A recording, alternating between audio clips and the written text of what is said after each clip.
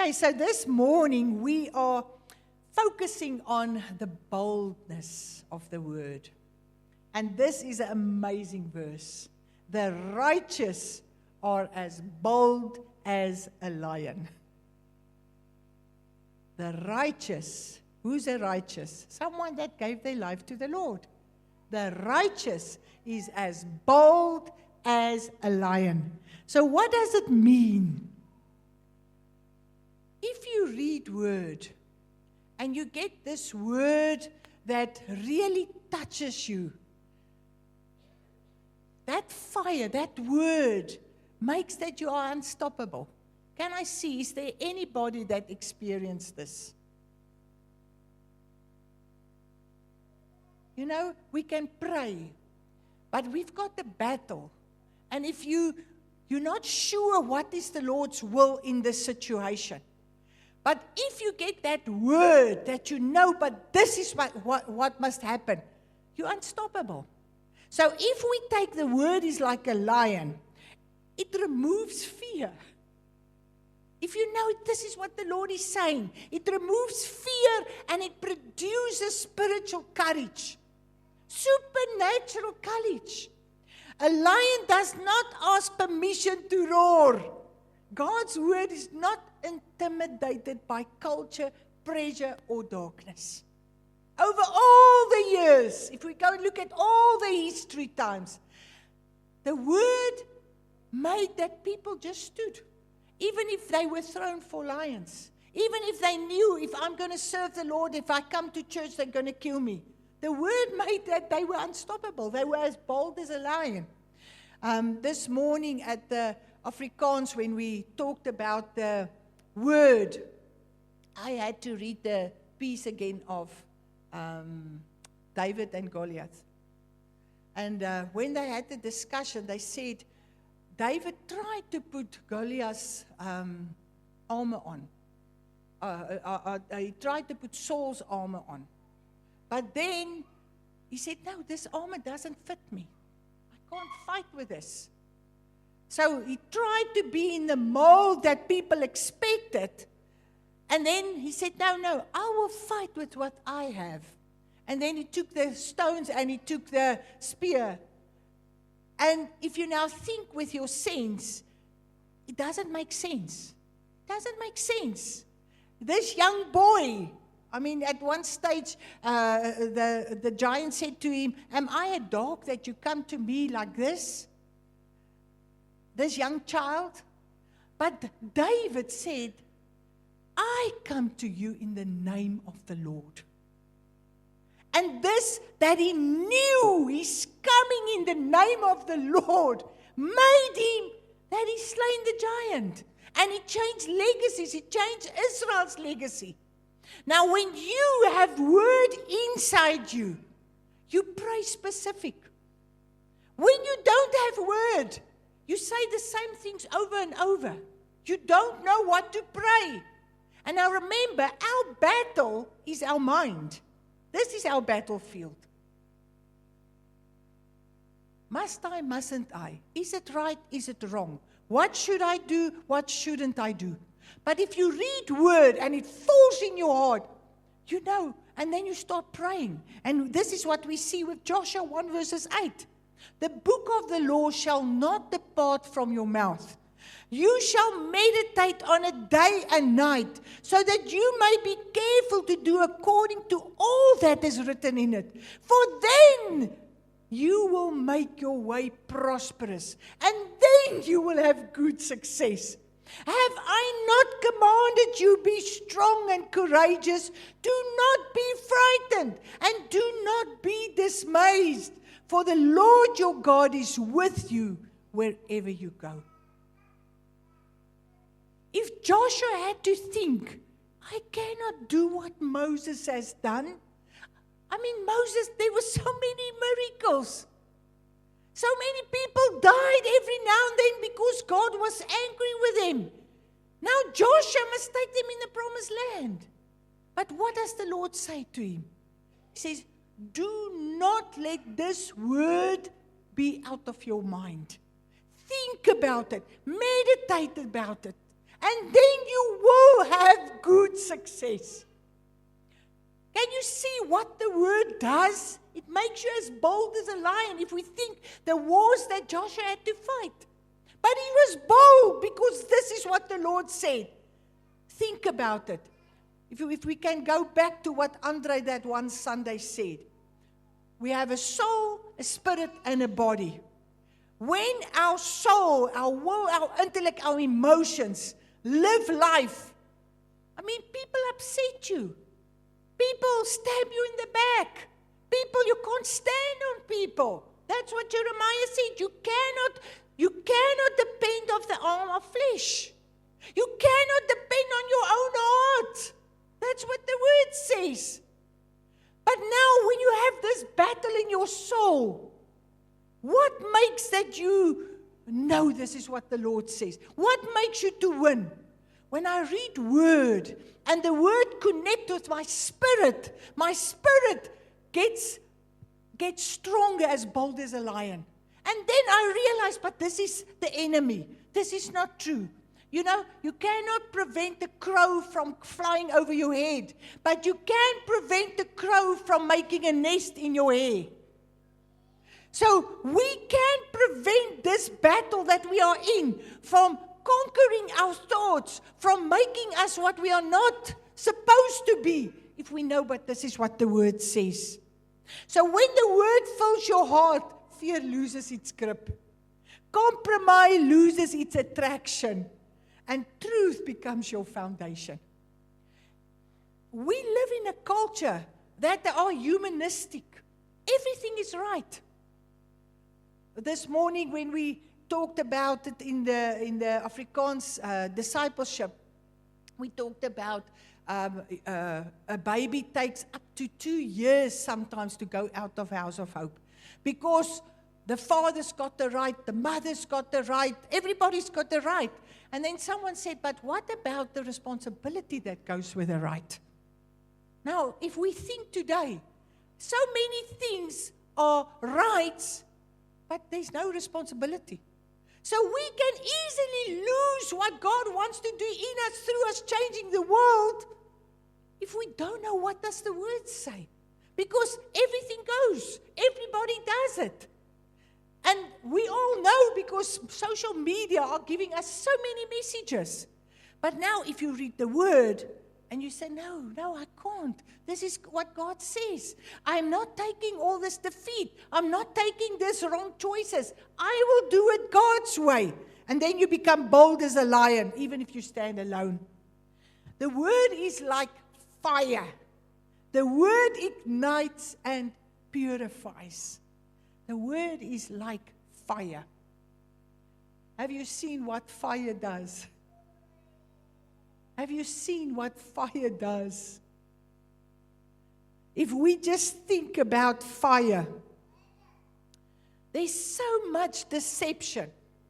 If we go and read when Jeremiah wrote this, the culture was, the prophets will come to the king and say, no, God said He's with us, and this suffering that we are going through is only temporary. And they gave good words to the people in charge.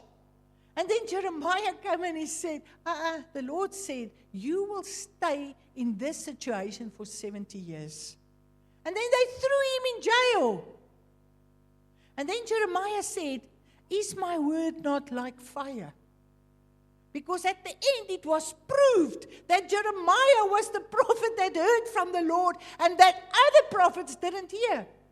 So many things are done and said in the name of the Lord, and it's not biblical. What does our children, how do they know what is right? How do they know what does the Bible say? In Jeremiah's day, it was already the same. The verse that we always use that says, I've got a good and a hopeful future for you. I've got plans to prosper. That piece is before it. Jeremiah said, you are going to be in a difficult situation, but go and buy land. Be prosperous. Because if you are prosperous, the land will be prosperous. We can't run away when it's difficult. But the word is like fire. At the end of the day, it will destroy what is, the truth will come out. The lie will be defeated. The lie will show. It will be exposed what is wrong. If we look at Luke 24, this is now a different scenario. Jesus is walking with this Emmaus people, and they say to him, "Are you the only one in Jerusalem that doesn't know what's going on?" And they tell him about Jesus. And as he walks with them, they say, "Okay, but stay tonight with us." And then they realize it's Jesus. And then he says, "Were not our hearts burning within us while he talked with us on the road and opened the scriptures to us?" When you read word, this fire becomes like a passion. This fire says, "I will put away all the focus of myself, and I will do, even if I am a fool for the Lord. But I will go and speak with His people. I will pray with His people." This fire cannot be contained. This fire makes that I must be obedient. So if we think fire gives light, it's dark around us. People are confused. People don't know what is the Lord's will. What do I do? If we think about what Andre, that one sermon said, that a father's identity is not even on a birth certificate, because so many children are born in wedlock. That's the culture in South Africa. But what does the Bible say? And what do we have to do about it? Because we are bringing light. We are bringing fire. We are bringing God's standards of blessing. Because it's very difficult for a single mom to look after children. That's why the Lord says there must be a mom and a dad. It's just so much easier. And it's two different roles. In our culture, and I don't know even your culture, but in our culture, they will usually say a mom is much harder on her daughters than on her sons. Because a mom tries to protect her daughters, because she knows what it is to be a woman. And now, with the sons, they are softer. And now look at all the confusion today with our young men. They don't know how a man must behave. They don't know how to be a man. Because there's not a father in their life, a role model. So now the Lord says, "My word is like fire." What is the Lord burning in your heart? Because He knows all the needs, and He's raising up an army to bring hope, to set things in standard. So this intensity, this passion, the Lord is putting passion in your heart. And you know, when this passion drives, if I think 22 years back, when we started House of Hope, it was a passion.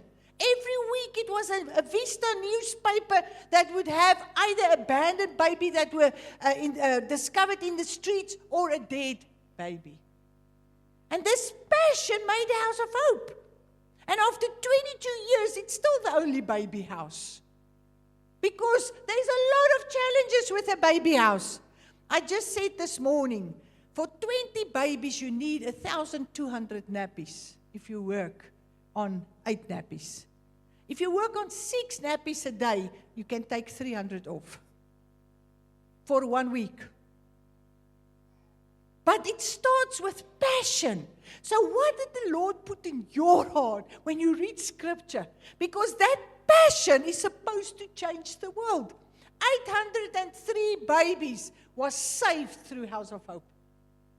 803 in Welkom, in Bedelia, in this 22 years. There's a passion in His Word that wants to burn inside of you. Because there's a book written about you with thoughts more than you can comprehend. Ephesians 3:20 says, more than you can pray or even think about what He wants to do through you. But it starts with a passion when you read the Word. That's why that verse in the House of Hope says, when my father and my mother forsake me, the Lord takes care of me. The Lord takes me in. And that's why people are blessed when they donate, when people are involved. People came that couldn't have babies, and then they fell pregnant. Because they're doing it for the Lord. It's His children. He's just using the body. He's just using people. But at the end of the day, it's His heart, His passion that came in people's hearts.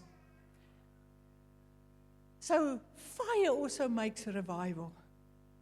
And that is what we are trusting the Lord for next week. Saturday and Sunday. That He will revive why He saved you. That He will revive this fire. That you will lose your fear of people. That you will lose your stagnation. That this fire inside of you will say, even if I'm young, I will not keep quiet. Even if I'm old, I will not let this pains in my bones prevent me from doing what the Lord wants me to do. And then when we also think about fire, the word burns away sin. You know, everybody says it's right. But in your heart, you know it's not right. And then you say, Lord, I'm sorry. I'm sorry. Lord, help me to set this in place again. I can have debate, but inside me, when I read that word, you know. I've told you about Proverbs 24, when I thought I'm going to take the easy way. And when I read this verse and it says, you're a poor specimen if you can't stand against adversity. Don't say you didn't know. God knows you know. Changed my whole life. Changed my whole perspective on doing ministry. Don't say you didn't know. God knows you know. Apathy, compromise, and spiritual coldness. When you read the word and this fire burns in you, something just says, I can't, I must, or I can't. Because like Joseph, how can I sin against God? Nobody would have known. How can I sin against God? And you know, you can pray. And you can pray. But the word has got power. The word's got something that are just revealed to you. The truth sets you free when you read the word. Hebrews 12:29 says, our God is a consuming fire. Our God is a consuming fire. Jeremiah 20, and this is wow. God's word became like a fire shut up in my bones. His fire awakens sleeping hearts. I didn't know I'm asleep. And when I read it, it's just like a fire that I have to do something about it. I cannot just keep quiet. And then it says, His word is like a hammer. The word breaks strongholds like a hammer. Jeremiah 23:29, is my word not like a hammer that breaks a rock in pieces? You know, sometimes this battle, remember, our spiritual warfare is demons, but they're actually working through your mind. Your mind is your battlefield. To just speak with demons and take a whole day to bind this and bind this and bind this is not going to change your mind. Because what you believe are going to bind you. I remember one night there was a lady that really believed that she was bewitched. Doesn't matter how you pray for her, she believes she's bewitched.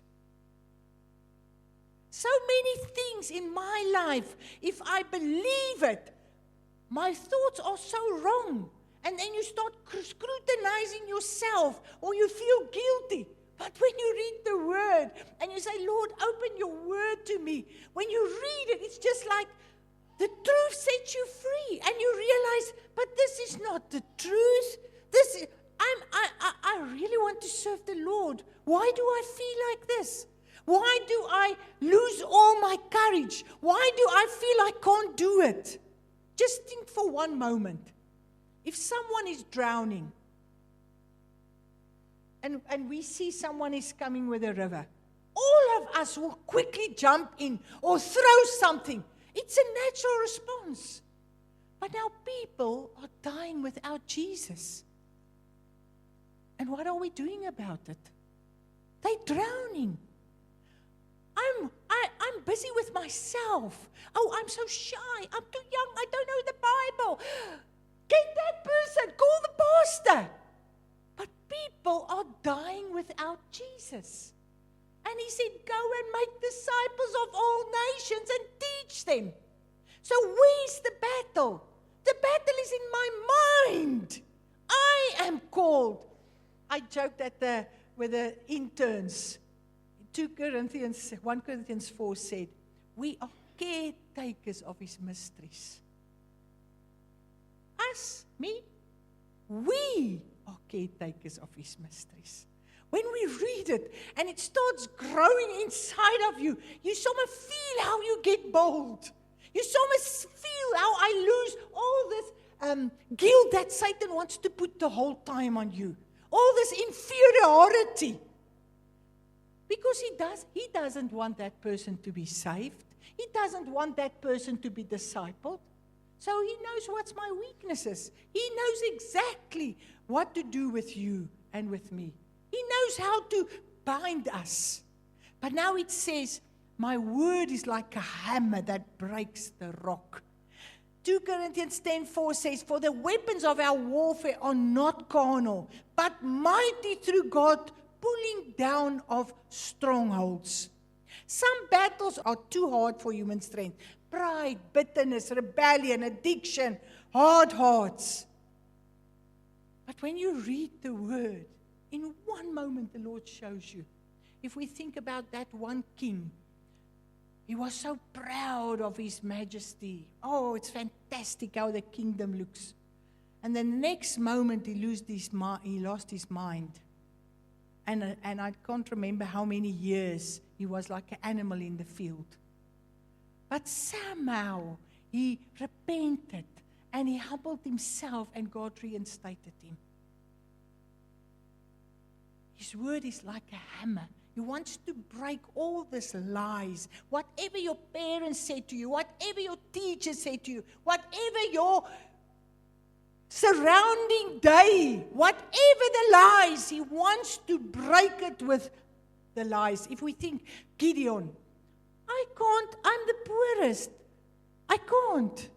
I'm the weakest of my family. I'm the youngest. If we think about Saul, I can't. God says, I want to make you the king. He says, I can't. And the day when they wanted to coronate him, he was hiding. I'm from this tribe. When we read the word, he breaks the strongholds so that we can stand what God called us to do. A hammer keeps striking the rock till it breaks. The word breaks strongholds and rebuilds life. If we take Acts 4:31, they were filled with the Holy Spirit and spoke the word of God boldly. Boldly. Who were these people? They were not the clever pastors, theologians. They were the uneducated people. They were the people, their stronghold was their background. But when they were filled with the Holy Spirit, this fire shut up in their bones, could not be stilled. And what happened? They locked them up. And when they had meetings, they said, but we know this is the uneducated people. But they are so strong in what they are talking. Is this for us? Is this for us? Can we see why the enemy tries to keep you busy, that you can't read word? He tells you you don't like reading. I'm praying, I'm right with the Lord. But can we see why we need this hammer to get all these lies out of our life? Why we need the fire so that we can help all these people drowning in front of us? Because it's part of us. If we just think how many funerals, and how do we know if that people are going to Jesus? If they have not accepted Jesus, we cannot just say they are going to Jesus. We don't know if they maybe at that last moment did. But what is my and your role? And when we read scripture, we read like Joshua. Be bold. Don't let fear control your lives. I want us to stand. I want us to stand.